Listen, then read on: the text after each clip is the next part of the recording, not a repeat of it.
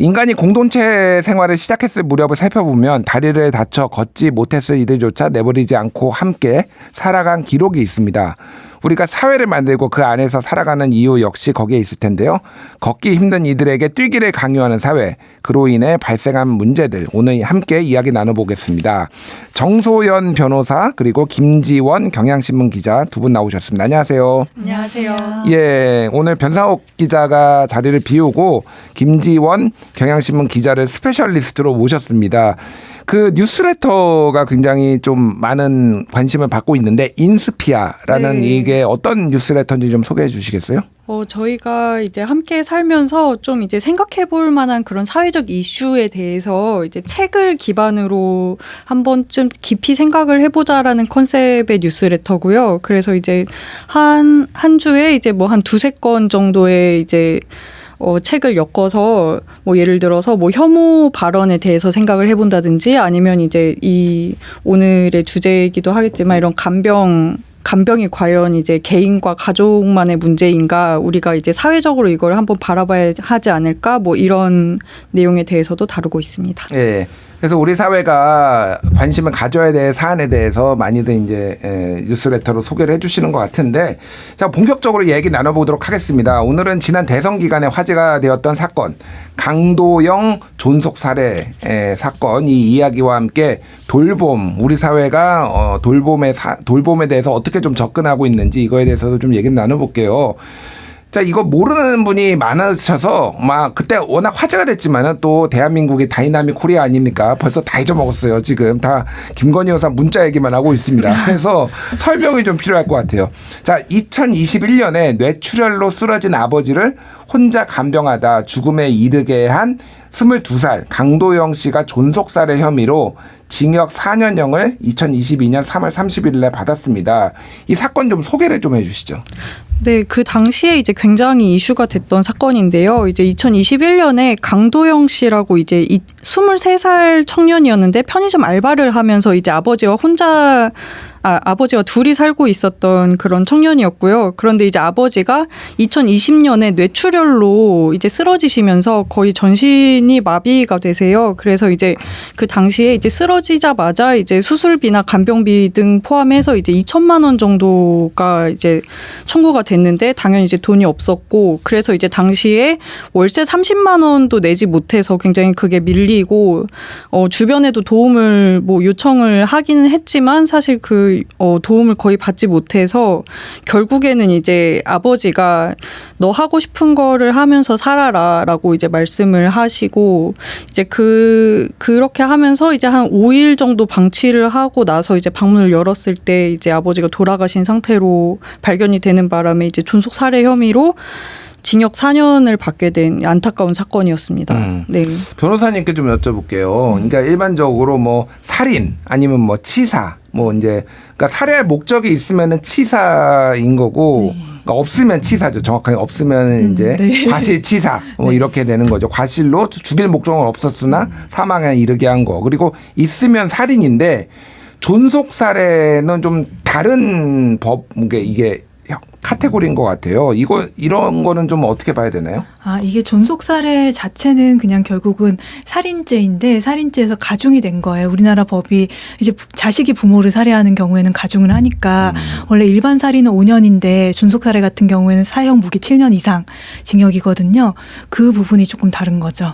그러면은 사형 무기 7년 이상인데 징역이 4년밖에 뭐 4년이 적다 많다 제가 판단하기는 그렇지만은 형량보다는 적게 나온 거 아닌가요? 굉장히 적게 나온 거예요. 왜냐하면 우리가 법에 있는 거 말고 권고형이란 개념이 있어요. 법에서 정해놓은 형에서 너무 많이 어긋나지 않게 해라. 근데 이 존속살해 같은 경우에는 권고형이 5년에서 12년이거든요. 예. 근데 4년이니까 현저히 낮은 형을 받은 거죠. 그러니까 소위 말하는 양형 기준 뭐 이런 게 판사들이 다 가지고 대법원에서 결정을 해가지고 그거보다 벗어나는 판결을 판사들이 웬만하면 안 하려고 하는데 그럼에도 불구하고 그거보다 훨씬 낮게 했다라는 거는 이게 이 판결에 어떤 의지가 좀 담겨 있다 이렇게 봐도 되는 건가요?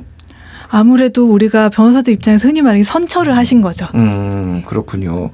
근데 이제 법원에서 주목했던 것 중에 하나가 왜 복지 서비스를 찾아보거나 신청하지 않았나 하는 점인데, 김지원 기자님. 네. 그 복지제도 조건이 좀 어렵나요? 왜 이게 제대로 안 된 거죠? 이게 또 굉장히 까다로운 부분이 있어서요. 이게 또 사실은 이게 아무리 제도적으로 이게 다 조성이 되어 있어도 사실 이제 그 당시에 이제 강도영 씨 같은 경우에는 23살 청년이었고 굉장히 이제 아버지와 둘이 살면서 계속 편의점 알바로 그런 돈을 벌어야 되는 그런 상황이었기 때문에 그런 사람들이 또 이렇게 맞춤형으로 서비스를 받지 못하는 그런 부분도 있고 그리고 이제 제도적으로도 굉장히 구멍이 많은 게 노인 장기 요양보험 제도가 65세 이상이거나 65세 미만이라도 이제 치매나 뇌혈관성 질환 등을 앓고 있으면 등급에 따라서 시설급여나 재가급여를 받을 수가 있어요. 그런데 이제 강도영 씨의 경우에는 좀 아쉽게도 아버지가 나이가 좀 56세여서 이 기준에는 맞지 않았던 거죠. 그러니까 제도적 사각지대에 있었던 거기 때문에 노인성 질환이 아니었고 그래서 이제 최대 300만 원의 긴급 의료비 지원은 받을 수 있었대요. 당시에도. 그런데 그것도 알지 못하니까 아마 신청을 하지 못했겠죠. 그걸 사실은 누가 알려줘야지 그거를 신청을 할 수가 있거든요. 그래서 실제로 그 영케어러라는 단어를 처음에 이제 우리 사회에 좀 알렸던 조기현 씨, 아빠의 아빠가 됐다라는 책을 쓰신 영케어러 조기현 씨 같은 경우에도 굉장히 이런 제도 지원을 전혀 이제 뭐 직접 본인이 뭐 동사무소에 가서 아무리 물어봐도 공무원들도 그걸 잘 모르고 있고 미리 그러니까 그거를 먼저 알려줘야 하는데 사실은 제도가 미비한 것뿐만이 아니라 그걸 알려주는 그런 원스톱 체계도 굉장히 미비한 거죠. 네. 그러니까 우리나라에 이제 굉장히 많은 복지 제도가 시스템이 있다고 하지만은 저도 잘 모르고 사실 그게 관심이 있지 않으면은 잘 모르고 게다가 어떤 검색이라든지 어떤 정보 습득을 할 수 있는 루트를 정확하게 모르는 데다가 말씀하셨다시피 공무원들도 잘 모르는 네. 경우가 꽤 담당 공무원을 정확하게 찾아가지 않으면 모르는 경우가 좀 많은 것 같습니다. 이게 이제 강도영 씨 사건이 세상에 전해진 시점이 대선과 맞물렸는데 이재명 당시 후보는 강도영 씨에게 직접 편지를 보내 의료복지 개편 방향을 밝히기도 했습니다. 그리고 지금 이제 시점이 지났으니 물론 이제 이재명 후보가 후보가 된 건 아니지만 그때 윤석열 후보도 굉장히 많이 관심을 가졌거든요. 그래서 지금 뭐가 바뀌었는지 좀 궁금해요. 근데 어떤 것들이 좀 변화가 있었을까요? 사실 결론부터 말씀을 드리면 사실 바뀐 게 별로가 아니라 거의 없다고 봐야 할 텐데 그 당시에 이제 주로 가장 좀 이슈가 됐던 부분이 이제 재난적 의료비라고 해서 이제 정부가 과도한 의료비 지출로 인해서 좀 경제적 어려움을 겪는 국민들에게 건보가 보장하지 않는 부분에 대해서도 뭐 이제 일시적으로 지급을 하는 것을 이제 재난적 의료비라고 하거든요. 근데 이제 그 재난적 의료비에 간병비를 포함을 하자. 그리고 그 지급액을 5천만 원까지 늘리자. 뭐 이런 걸 골자로 하는 좀 제안을 했는데 사실 이런 부분이 거의 뭐 현장에서는 뭐 이야기되고 있는 부분이 없죠 지금. 네. 변호사님 이거는 뭐 어떻게 보십니까? 법적으로도 뭐 바뀐 게 좀 있나요? 제도나 법적으로? 이게 기본적으로 복지제도다 보니까 정책 변화가 있어야 되는데 제가 알기로는 그 재난적 의료비 부담 이거는 좀 확대를 하고 있어요. 그리고 간호간병 통합 시스템도 확대를 하고 있는데 이거는 법의 변경이라기보다는 그냥 제도의 확대인 거고 좀 아쉬운 거는 우리가 이 사건도 그렇고 간병비라는 게 굉장히 부담이 큰데 아직까지 간병비 같은 경우에는 재난적 의료비에 포함이 안 되고 있어요. 그래서 간병비를 이제 의료 급여화 할 것인가 말 것인가를 놓고 또 약간의 이제 논쟁들이 있었죠. 왜냐하면 이제 그건 주로 이제 민주당 쪽에서 좀 추진하려고 하는 거고 정부 쪽에서는 좀 난색을 지금 표하고 있는 상황인데 간병비가 만약에 들어갈 경우에는 지금 의료 급여에 굉장히 많은 부담이 된다. 그쵸. 뭐 이런 얘기들이 나오고 있어요. 그러니까 이게 참 어려운 문제입니다, 사실은. 그러니까 이게 문재인 케어라고 이제 예전에 얘기를 했었지 문재인 정부 때 조금 급여를 좀 이렇게 그러니까 확대를 했죠. 그러니까 보장 범위를 확대를 하고 그 급여 수준을 이제 높이는 거를 했는데 이게 이제 지금 현재 국민의힘이 이제 보수정당 쪽에서는 이제 파탄 의료 이 급여를 파탄내는 거다 이렇게 얘기를 해가지고 물론 저는 어느 쪽 편을 들려는 건 아닌데 이거를 어떻게 좀 밸런스를 맞추느냐도 굉장히 중요한 것 같아요. 변호사님은 좀 어떻게 보십니까? 가족 돌봄 같은 경우에는 사실 단순히 이게 돈의 문제도 있지만은 이게 완전히 한 가족이 누군가를 간병, 치매 환자나 아니면 이런 사람들 간병을 할 경우에는 이 가족 구성 공동체가 좀 파탄나는 경우도 좀 많이 있지 않나요? 그렇죠. 이 사건도 그런 사건이고 사실 간병살인이라고 하는데 간병살인 통계를 보면은 가해자들 중에 한 절반 정도가 우울감, 무력감 이런 걸 경험을 한다고 하거든요. 그리고 좀 뭐랄까 일단은 잠을 못 잔다. 이게 별거 아닌 것 같지만 잠을 못 자면 이제 생활이 흔들리고 좌절하게 되고 생활 흐름이 깨지니까는 다른 사람들과의 관계 맺음도 어려워지고 이런 문제들이 계속 생기는 거죠. 저도 사실 저희 어머니도 저희 할머니를 지금 돌보고 계시거든요. 예. 그런 거 보면은 약간 다른 생활이 별로 없어져요. 돌봄을 하는 사람은.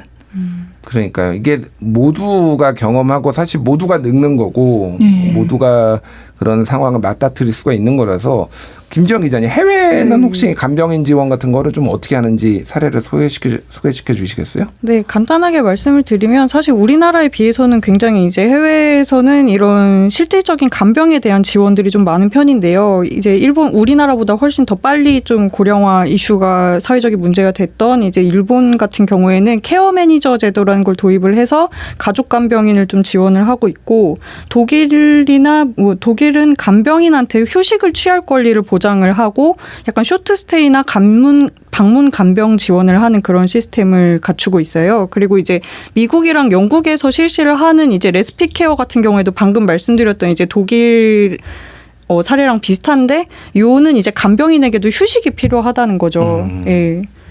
그렇군요. 그러니까 이게 뭐 잠시 중단이라는 의미로 네. 이제 레스피 케어인데 이게 정부에서 돈을 줘가지고 그러니까 가족이 계속 뭐 원칙적으로는 이렇게 간병을 하더라도 중간중간에 쉴 수 있는 기회를 일종의 휴가를 좀 정부에서 지원해 주는 그러니까 전액을 하지 못하더라도 이런 식으로 부분적으로라도 좀 지원해 주는 거 이런 것들이 좀 필요하지 않나 해외 사례에서 그렇게 보여집니다.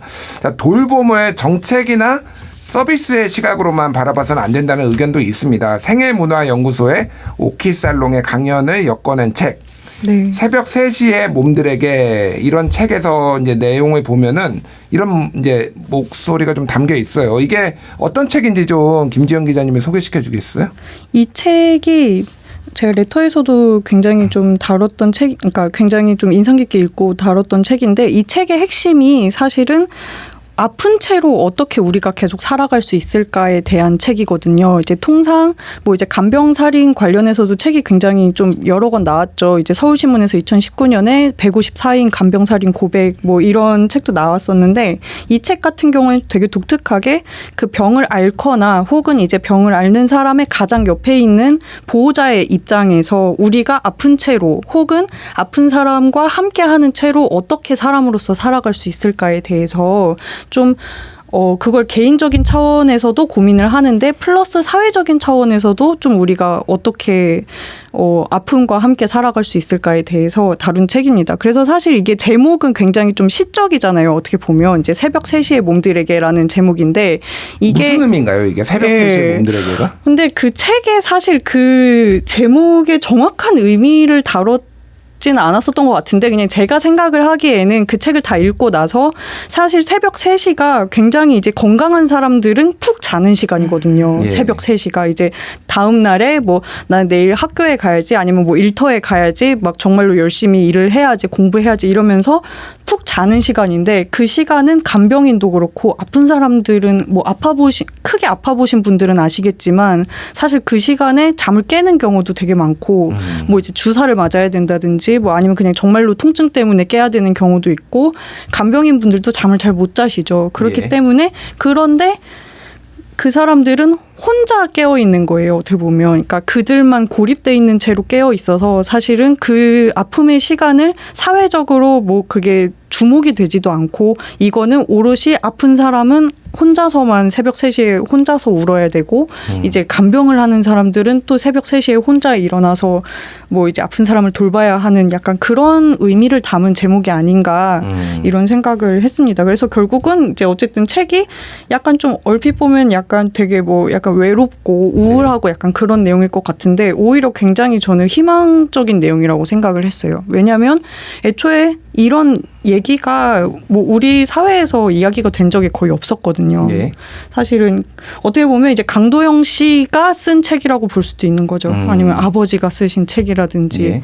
그래서 그 책에서 어쨌든 핵심은 아까 이제 기자님께서 초반에 말씀을 하신 것처럼 우리가 언젠가는 다 아프고 언젠가는 누군가를 돌봐야 하는 상황이 될 거거든요. 사실 뭐 저도 마찬가지고 뭐 방송을 들으시는 분들도 마찬가지고 그렇기 때문에 우리가 이제 이런 정책적인 부분을 좀 이제 수립을 하는 것도 중요하지만 우리가 아픈 사람 예를 들어서 회사 동료가 뭐 어머니를 간병을 하다가 뭐 이제 늦었다라고 했을 때 그 사람을 어떻게 볼 것인가 그 사람에게 뭐 이제 뭐 눈치를 주지 않는 거 그것도 사실은 엄청나게 크거든요. 예. 이제 제도적인 것뿐만이 아니라 문화적인 것도 필요하다. 예. 그럼 말씀이신 것 같아요. 네. 변호사님은 좀 어떻게 보십니까? 그러니까 우리 사회가 예를 들면 애 키우기 힘든 것도 회사에서도 눈치 줘. 그런데 간병도 뭐 마찬가지인 것 같아요. 내가 우리 아버지 간병하러 가야 된다라고 하면 그냥 뭐 조용히 퇴사하세요. 이렇게 무언의 이런 압력들이 있을 것 같아요. 좀 뭐 이 김지영 기자 말씀 어떻게 들으셨어요?